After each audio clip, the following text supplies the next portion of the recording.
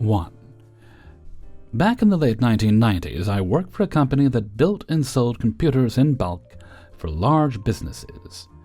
It was originally a Chinese firm with its American expansion headquarters based in Milpitas, California. Name of the company rhymes with Dupercom. They had satellite offices all around the United States. I was the lead technician and computer builder at one of the locations in South Texas. It was a relatively small business, about 20 or so people, with sales offices in the front and a huge warehouse filled with computer parts in the back. We had a total Karen of an office manager named Susanna, who was the definition of a petty tyrant. She attempted to rule that office with an iron fist and was a total bitch to everyone. She had the emotional maturity of a jealous, self-centered middle schooler, and it showed. She liked to try to constantly exert power over everyone, and everyone in the office absolutely hated her. When her secretary had us build her a new computer for her home, Susanna marched into our tech office the next day and demanded to know what kind of computer we built her, just so she could order one for herself that was more powerful, because it isn't right that my subordinate have a better computer than me. That's just one example of how petty and immature she was. We told her that we couldn't divulge that information because of customer privacy. So of course she went behind our backs and looked up the invoices to see for herself because, unfortunately, she had the necessary access to do that. She then demanded we build one for her that had a better processor, more memory, bigger hard drive, etc. Then she proceeded to take the computer home for herself and wrote it off at company expense. She didn't even pay for it like her secretary and assistant did. Another example of her pettiness was towards myself. Back then, hardware vendors used to come to us to display and sell their wares, because they knew that if we bought them, we were going to be buying them in bulk. And I mean thousands of units at a time. As the manager of the tech department, the regional manager expected me to be at those presentations to learn about the product and how it would integrate with computers that my department was expected to build. On the day the vendors came to give their presentation, Susanna demanded that I go to the warehouse during that time to help the warehouse manager put away stock. Wrong.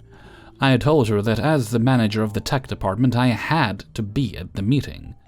She didn't like that. She then demanded, in front of the entire office, and the vendors themselves, to go to the warehouse, like a lowly assistant, and help put away stock. I refused. Then she got really irate and really wanted to put me in my place in front of everyone, because she couldn't stand to be told no. She had to maintain her dominance in the workplace, so I simply walked out of the room, got on the phone, and called the regional manager. She actually yelled at me to come back to where she was. She wasn't finished with me yet. And I told her, "Yes, you are. I have a phone call to make," while I was dialing. I got the regional manager on the phone and explained the situation in front of her, the vendors, the entire office. I put him on speakerphone. He demanded to speak with her, and told her in no uncertain terms that I was to be at that presentation, no ifs, ands, or buts. He told me that if she still refused, to call him back. You could have heard a pin drop in that office. The look on her face was priceless. Her face was so red it resembled a cooked lobster. Then I hung up the phone, crossed my arms, and waited. And you know what? She still insisted I go to the warehouse and help put away stock. This time, Robert, the sales manager, who was about 10 years older than her, intervened, and told Susanna that he would be calling the regional manager back if she didn't allow me to attend the presentation. She got even redder still. You could practically see the steam pouring out of her ears. She just screamed, "Fine!" and went to her office and slammed the door so hard it cracked the glass window in it. I attended the presentation, but forever after that she was trying to get myself and Robert in trouble for any petty reason she could think of. She would even go so far as to turn on computer monitors in the tech room after I had left, then attempt to berate me the next day for forgetting to turn them off and wasting electricity. Just stupid petty little things like that. She would forge sales reports to try to make Robert and his team look bad, and generally make everyone's office life miserable. Cue the revenge. Everyone in the office was tired of this bitch's antics, so we formulated a plan.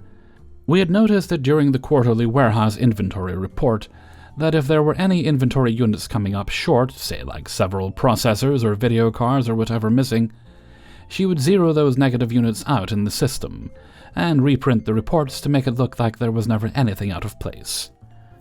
She didn't investigate or try to get to the bottom of it. She just zeroed them out because she was lazy and didn't want those stolen or misplaced items to reflect badly on her performance as the office manager. About a week before the next quarterly inventory report, we purposely hid about 2 crates, 60 units of video cards, so that the inventory would come up short. The warehouse manager printed out 2 copies of the inventory reports, keeping one for himself, before he presented the reports to Susanna. Then he called the regional manager and told him that he might want to visit our location soon because he was concerned about items going missing in the warehouse. Susanna, of course, as we predicted, zeroed out those missing units and presented the reports to the regional manager the next day as if everything was just peachy keen. The warehouse manager then took the regional manager aside and showed him the real reports, and told him of Susanna's butt-covering shenanigans. Needless to say, she was very much fired within minutes after those reports were presented. Then the entire office watched in silent happiness as the disgraced Susanna cleaned out her office and made the walk of shame to her car. As soon as the main office door closed behind her, everyone in the office cheered. It was loud enough that Susanna heard through the glass doors and windows as she shamefacedly walked with her box of belongings out to load into her car, tears of embarrassment and rage streaming down her face. You could tell she heard because she stopped with her head down for a brief moment before continuing to her car. Susanna's assistant, a nice older woman named Helen, became the new office manager. Everyone at the office was much happier with her at the helm, and productivity increased accordingly. 2.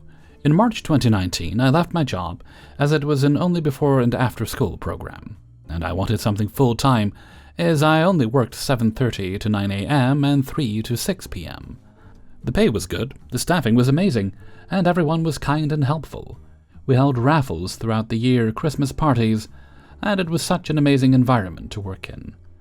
I got hired as an RECE to work with another company in a preschool room. Full-time hours, paid vacation, benefits, pension, huge pay raise. I was set. Sadly, the work environment was extremely toxic, and let me just explain something. It all boiled down to one very toxic person. Let's call her Courtney. Courtney was someone who made 3 of my other co-workers quit. I hate to say it, kinda like a millennial Karen, she felt entitled at her job, had this aura of I'm better than you and you're below me kind of vibe. Any mistake or wrong answer, any accidents, etc., she would belittle you. The way she talked to you, it just felt like knives being stabbed into you. Just from her tone and attitude alone, she was just a cold, nasty, brown-nosing POS. One time, she got bumped to assistant manager, maternity leave, but lost the position within the day because of how awfully bad she micromanaged. How she treated the team, apart from the new manager, and how she just destroyed the team's confidence in her. She was the one who spoke to you through the kids, if you can understand that. For example, Courtney would talk to them while sitting like, "You better stay away from the door. Nyoko forgot to put the doorknob slips. If Minister came, we would be in big trouble." Anyways, during the heat of COVID, March 2020, I finally had enough. I tried my best with her. I am known to be extremely patient, but I also have a very fiery side which takes a lot for me to snap. And it's funny. I didn't actually snap, I just made a point. Despite all my new perks, I decided to just quit. I couldn't snap at her career-wise. However, I never seize an opportunity, and I had the best opportunity fall into my lap. I knew my resume was stacked. My job is always in need and I could go anywhere. I cried at the idea of change, but I needed out, and I had given my 2 weeks' notice. Courtney, I am not sure if she knew that she was the reason we all left. A part of me feels like she did. She showed no empathy towards my decision to leave, rather simply stated she hoped not to be placed in preschool, a floater position, especially with COVID being a rising concern. What happened was simply one day my work husband, at the time, bestie, came up to me with some hot gossip. He had overheard Courtney say how she was happy she wasn't going to see my face anymore. That did sting, but at the time I had a challenge. Don't let Courtney forget my face. But how? Because, frankly, I didn't want to see her face either. I thought about it and perfected an idea. On my last day, I secretly brought in 50 5x7s of a zoom-in of my face. And it wasn't just a close-up. We are talking a Kubrick staring, the Grinch grinning monstrosity of a selfie.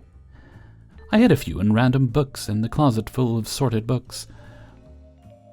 I made sure to slip a pick into many categories like Easter, Halloween, animals, farming, seasons. I hid some in costumes, Halloween, Christmas, Easter. I taped some to the bottom of the lids of the tank, not the seat of the toilets. I put some between diapers in the random sleeves of extras, in the spare hats and mittens for winter, under the biggest rug, behind the bookshelf, bottom of the scenery table. At the time it was colored macaroni. I went all out. And the thing was, she had to go into my position for ratios until my position was filled. She was floater staff, and I confirmed it when I saw the schedule for the next week, and she was in my position. My friend who still works there messages me here and there when one is found. Apparently, Courtney just crumples them angrily. She knows I know what she said. The last one was found way back in July 2023. They found one in a season's book of summer. Right now I'm an ECE for our local school board, and it's the best job I've ever had. Full-time, amazing co-workers, good pay, and I'm loving it. 3. My EMT job largely hired 18 to 22-year-olds who usually had this as their first job ever. They heavily emphasized that employees who are part-time get no PTO, but kept the state-provided illness PTO heavily under wraps. So the majority of people had zero clue that it could be used at any time you had to call in sick. I had gotten sick many times during my time working there because it was COVID era, and not once did they breathe about taking paid time off, despite there being an entire process involving HR to take time off for COVID. Granted, yes, they could have assumed I knew or whatever, but trust me when I say, this place was predatory when it came to paying us minimum wage as EMTs, and not a single person that even worked there for years knew about it. On my second to last day of my 2-week notice, I discovered that there was an indication of PTO in my file, which we all largely ignored since we were told we didn't get any PTO. Here's how the convo went. I noticed that my file states that I have unused PTO. I'm confused, because we were told we don't receive PTO at all since we're part-time. That's state mandated for PTO illness, said HR. Well, since I haven't used it, will I see it in my last paycheck? No, it's only for illness leave. I got COVID twice while working here and had to take weeks off. Can it be used retroactively for that? No, it has to be requested at the same time as when you're taking off. That would have been nice to know when I contacted HR multiple times for sick leave regarding COVID. Weird how no one thought to offer it or ask if I intended on using it. I have 2 shifts left this week that I am willing to work, but we can figure out a way for me to receive the health PTO. No, that's not possible. You will also be unable to request a recommendation letter if you call off at all during your 2-week notice due to a lack of professionalism. So in order for me to get that money, I would have had to call in sick and request that I use my medical PTO at the same time. Yes. Okay, so I'm calling to let you know that I have to call off today and tomorrow, because I'm not feeling well. I would like to use my PTO. Well, are you really sick? If I'm sick, will I get to use my medical PTO? Well, yes, but then yes, I am sick. I will be using all 16 hours of my PTO health leave. I also want to make sure this is documented as an excused medical absence, so I am not penalized for calling off shifts during my 2-week notice. 4. Towards the end of last year, I started talking to a girl I went to high school with. We didn't really stay in touch and are both now 35. She had always had this very outgoing, bubbly personality and a strong Christian faith since I knew her. I was brought up Christian but fell away from it. When we started hanging out, we talked one night about past relationships and how we had both always had bad relationships that ended with the other party cheating and lying, and in her case, she talked about how she was always abused. She actually dated one of my friend's buddies and told me a little bit about that relationship, etc. I, for once, felt like I found a woman who understood me, and that we had both been through similar pain. She was nothing but nice and caring our whole relationship, always asking about my day, cooking me dinner, running me a bath, massages, and never once did she put me down. She was always trying to build me up anytime I was hard on myself. I honestly thought she was too good of a girl for me. In order to not make this super long, we'll fast forward to last month, where for a week, she suddenly became distant, and at first, she was sick, and I was just giving her space. I had sent her some flowers on a Friday, in which she was happy to get, but over the weekend and into the next, she wasn't really answering my texts or calls. As I said at the time, I thought she just needed space, but in the back of my mind, I did have some thoughts of what if she had been seeing someone else or were about to break up. Now, during our whole relationship, I had full trust in this woman, more than I'd ever had in any other. She finally called me the following Friday, and I could tell where it was headed. She said she wanted to find a man of faith, etc. To which I told her, if that's what she wants, then that's what she deserves. We talked for about an hour, and after hanging up, I really wasn't all that upset over it. For me, I felt for once I had an honest and respectful relationship, and felt I could finally find that moving forward. Me and her just weren't for each other, but at least I could see that I could find someone who would treat me right in the future.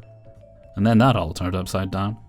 However, not more than a week later, I see her post a picture on Facebook with another guy. At first I'm like, this has to be an old Facebook account, etc. Well, not only was it not, she was also engaged to this guy. At this point I'm feeling all kinds of emotions. I text her basically saying that she could have just been upfront with me. She responds saying she's sorry and that she knows this seems crazy, but they had hung out after we broke up and he confessed his feelings towards her. I couldn't wrap my head around any of this, and she apologized another time or two, and then basically said she wasn't going to keep apologizing, etc., telling me how I should go to church and find God, etc. In one of my heated comments, I decided to leave a comment on her new fiancé's post about them getting engaged, saying, "Funny, we were just in a relationship less than a week ago." She called me the following morning, mad, with her first words being, "Are you crazy? Have you lost your mind?" That I had no right to post that, as we were broke up, etc. Still claiming she had never cheated on me or anything. She finally admitted that they were talking while we were together, but she'd known him 10 years and wasn't going to stop talking to a friend, and that it was never anything bad. I told her she emotionally cheated on me, and she denied it over and over. I was losing my mind and was suicidal for several days, as I couldn't understand this at all. Then 2 days later, I got a message from her fiancé, asking if I was in a relationship with her and that she claims you two never dated and had talked a long time ago and that was it. At this point, I'm like, what the hell, is this serious? She's completely denying my existence at this point. Not to mention, one of her old best friends literally dates my brother, who we'd hung out with while dating. Plus, we have mutual friends from high school, etc. He asks for proof, so I provide him text messages, pictures, etc. He was taken aback. He had no idea she was seeing me, saying he'd already caught her in a couple of lies but brushed it off, and basically that he didn't feel he could marry someone who had lied and cheated on the both of us. I felt bad for the guy, as he seems like a really good guy himself. He told me that they had started dating on August 7th. We broke up on August 25th. I also found a picture of them both hanging out on her couch, embraced in a hug, on August 16th. At this point, I'm still trying to put everything together, trying to figure out how this woman who did nothing but treat me well our entire relationship could turn around and deny my existence and basically not even care. The fact that she told me lies and talked about God in the same paragraph just blew me away. Even when confronted with the evidence, she continued claiming she never cheated on me. They're both still moving forward with the marriage. 5. This happened when my parents first got married. It's by far the funniest thing that has ever happened, and we tell this story all the time. Some background. My parents have been married for 34 years. They met in my dad's hair salon when my uncle needed my mom to come with him to get his hair cut. My dad saw my mom, and it was like love at first sight for him. My dad asked my mom out 3 times before she said yes. They dated for 4 years, got married, and had 2 daughters, my older sister and I. Within these 34 years of marriage, they did face hardships that brought them closer than ever. Currently, my dad is a retired pastor, retired box plant worker, retired beautician, and my mom is a homemaker. Our household is traditional, Christian, and loving. My dad is the head of the household, and my mom is always behind him, as his everything. However, my mom makes all of the decisions for the household so that it can run smoothly. It's not too extreme of what some of you may think. Some people would disagree with this, but that's how I've been seeing it my entire life, and it works. Everyone's household dynamic is different. I heard my mom tell me that early on in their marriage, that there were some situations where my dad tried to show my mom that he's more dominant than her, knows more than her, etc., due to him being much older than my mom, but it never works out in his favor. On with the story. When this happened, both of my parents at the time were working. My dad worked at a box plant, and my mom worked at another type of factory about 30 minutes out of state. One evening, my mom was making a 2-headed hot plate dinner for her and my dad. My mom loves to cook, and she is an amazing cook. That woman cooks the best meals, like a southern Sunday dinner type of meals. I'm already looking forward to her cooking for the holidays. One evening, when my dad came home from work, my mom was in the kitchen cooking. My dad asks, "What's that smell?" My mom says, "Dinner." My mom thought my dad was going to say how good it smells and was going to be grateful. My dad ends up saying something along the lines of, "Ew, get that food odor smell out of here." My mom was confused, but she didn't want to argue and says, "Okay." Cue malicious compliance. She opens windows all over the house trying to get rid of the smell. The next couple of days, my parents only ate leftovers from what she cooked.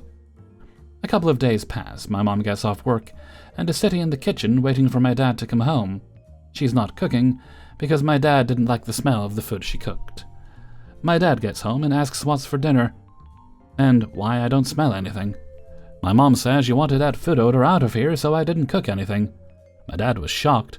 My mom did exactly what he said. She pulled a petty level 1000 on him, and he knew he screwed up. He apologized, and ever since then, he has never complained about food odor. He actually looks forward to the smell of my mom's cooking every time, and wants the whole house to smell like her cooking. Now, my dad doesn't even think about trying to test my mom on anything anymore. He knows he's going to lose. He is lucky he has 2 adult daughters that will help him on what he can say and not say to mom. We tell this story, and a lot of people love it because of how funny it is. Hey everybody, Hellfreezer here, and thank you very much for listening to Revenge is Ice Cream, episode 306. And thank you very much to everybody who allowed me to use their stories in this video. Before you go, please do press the like button. It helps YouTube recommend the video to other people, and the more people that watch, the longer I can do this. Okay, let's see. Also, if you'd like to get the videos a little bit early, then you can support me for as little as $1 a month, or more if you'd like, through my Patreon, which is linked in the description. You can also get yourself some Hellfreezer merchandise by clicking on the link to the Hellfreezer merchandise store. That's on Teespring. And you can make donations during streams and videos like this one. Well, you don't have to. I appreciate it, and it helps me out around here. All right, let's see. No other business today, so let's move right along to Hellfreezer's question of the day. And today's question is, what is something you've encountered, maybe in the past few years, that is completely harmless, but it still makes you raise an eyebrow and think it's wrong. For me, the idea of coffee bags, right? Tea bags makes perfect sense. You got the loose leaf tea in the bag, and you dip it in the hot water, tea happens, right? Whereas with coffee bags, just use instant, Or if you need to have coffee grounds, go to the trouble of just making a proper cup of coffee, because surely it's not going to taste better. But that's mine, and so maybe I'm wrong, maybe it's awesome, so do let me know what you think in a comment below. And with that, I'm going to head off for now. So until next time, thank you very much for listening, and take very good care of yourselves.